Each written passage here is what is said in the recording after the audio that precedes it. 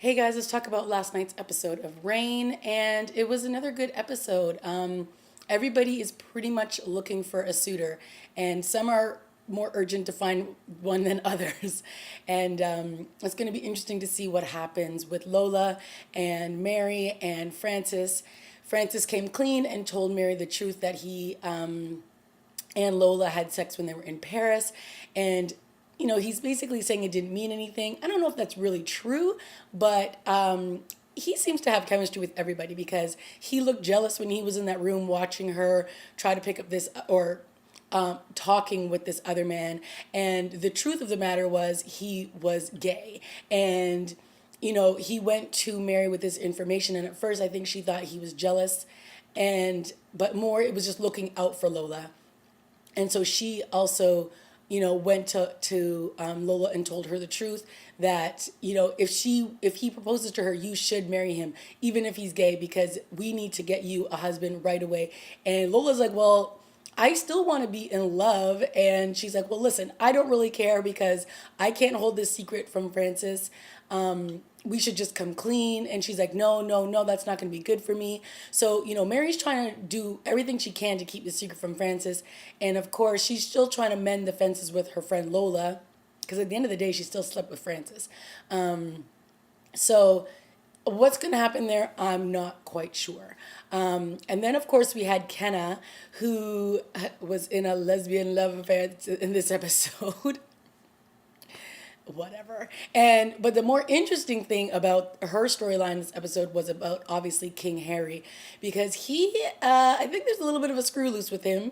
He seems to be thinking that he's playing God and that he's already put up with enough of these people, basically strong arming him over the last little while, whether it was Mary holding the title of, trying to be King of England and all this stuff, and which son she was going to marry, or whether it's Catherine and all of her lies. And he's just tired of being manipulated. And it sounds like he's taking it out on his little harem of women, because it turns out that the girl, and it didn't really look like she accidentally fell out the window in the last episode, but it wasn't an accident. He actually meant for her to fall. And then the woman that Kenna was hooking up with, she wakes up and she's strangled. So he's definitely getting some of his aggression out on these ladies, and it's kind of creepy. So it looks like he's almost about to make his move on Kenna when Catherine walks in and she's like, it looks like I'm going to have to watch you like a hawk because you can't be trusted right now. So Catherine again was basically like babysitting King Henry in this episode. And it'll be interesting to see what happens with him, because I don't really know what his deal is, but he's a little cuckoo right now. And then we had Bash, and he was off, playing house in this cabin with this woman who is also, she's one of those pagans, or her family's a pagan. And I don't know, they were just basically trying to, protect their home from people who might be trying to come in and harm them.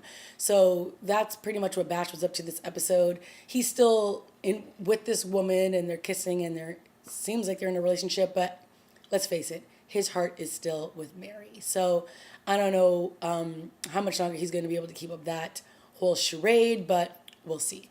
And then we had the other woman who's the woman in waiting, one of Mary's ladies, and she's been in love with some guy who works in the kitchen, and obviously she can't be with him because she has to marry a man of status. And it turns out that she gets a letter at the beginning of the episode, and her perfect match is on his way to see her at the castle. And there's another suitor who's trying to make his way into her heart, I guess. But it's more like they're just friends. And then she gets him to ask the guy who she's actually in love with to hire him and go with him so that he can work in his kitchen or whatever, be a cook. So she really just does this a solid so that he can leave and he can't get his heart broken by her, because she knows that as she speaks, there's somebody on her way to wed her. So it's going to be very interesting, again, to see what happens with that storyline. And I thought it was very interesting that they had Lola come out on the balcony with her when she says, oh, I'm waiting for my destiny. Oh, my destiny's arrived. And she's like, oh, like your destiny's coming. And she's like, what do you think your destiny is? And she's like, I don't know. And I have a feeling that there's going to be some I don't know, maybe some push pull between this new mystery person who's about to show up in this horse and carriage.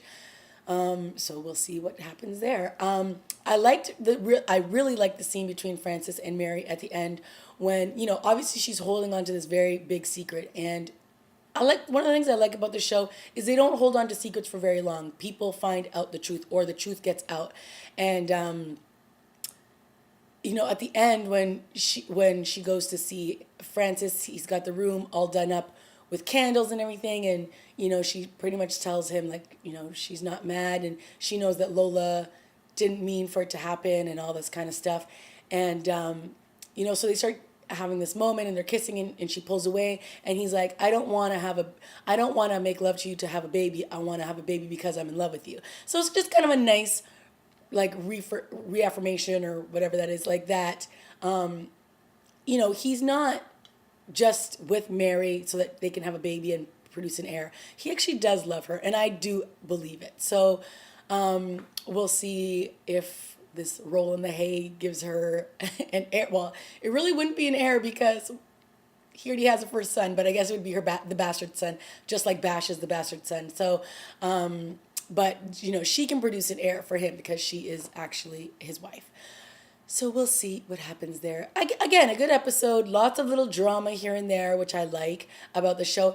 And I think they get it all. I think they nail it on the head with all of the drama in the show. It's very angsty. It's very, over. It's not over the top. That's what I like about it. But there's all this. There's always manipulation going on, and there's always this trickery happening.